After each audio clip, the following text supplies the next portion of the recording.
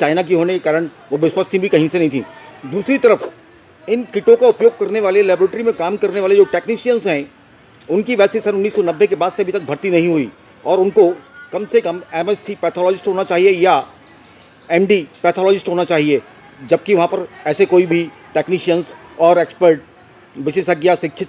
मतलब लोग जो हैं उन प्रयोगशालाओं में बैठे ही नहीं हैं। जब उन प्रयोगशालाओं में बैठने वाले और काम करने वाले लोग ही शिक्षित नहीं हैं और उनके पास खुद का ही इतनी सब कुछ जानकारी नहीं है,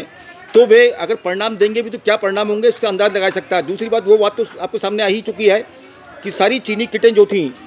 वे सारी चीनी किटें केवल जो जिस स्तर से खरीदी गई थी, 50 रुपये की किट को 600 रुपये में खरीदने का उद्देश्य यही था कि वो केवल दिखावा था और वो सारी किटें बर्बाद थी। जितने भी टेस्ट आ रहे हैं पॉजिटिव नेगेटिव के नाम पर जनता को परेशान किया जा रहा है और जितने भी लोग मर रहे हैं वे सब पुरानी बीमारियों से मर रहे हैं। उस पाखंड की आड़ में देश को बंद किया हुआ है। यथार्थ में पाखंड की आड़ में देश को बंद करने का जो नौटंकी थी वो केवल बहुराष्ट्रीय कंपनियों के पेट भरने के लिए थी, जिसमें सभी पार्टियों के नेताओं, चाहे वो अरविंद केजरीवाल हो, ममता बनर्जी हो या देश के और प्रदेशों के, पूरे देश के जितने भी मुख्यमंत्री हैं, वो उस पाखंड को बढ़ाने के लिए, देशबंदी को बढ़ाने के लिए, प्रदेशबंदी को करने के लिए किस प्रकार से बेताब और उतावले क्यों हैं, उसका सबसे पीछे कारण है कि जितनी भी बहुराष्ट्रीय कंपनियां हैं वे सारा अभी जो फसलों के सीज़न में सारा माल खरीद लेंगी और उसको अपने तरीके से अपने शॉपिंग मॉल से और अपने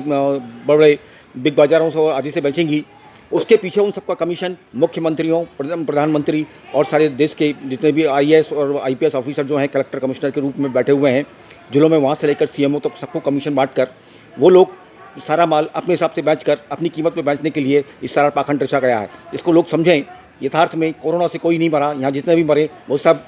पुरानी बीमारियों से मरे, परंतु देश की जनता को परेशान कर, देश को बंद करके केवल गरीबों को मारना, करोड़ों लोगों को बेरोजगार करना, यही उद्देश्य था। और करोड़ों लोग भूख से मर रहे हैं, उसकी किसी को चिंता नहीं हो रही है। 2 कलाकार मर जाते हैं तो लोग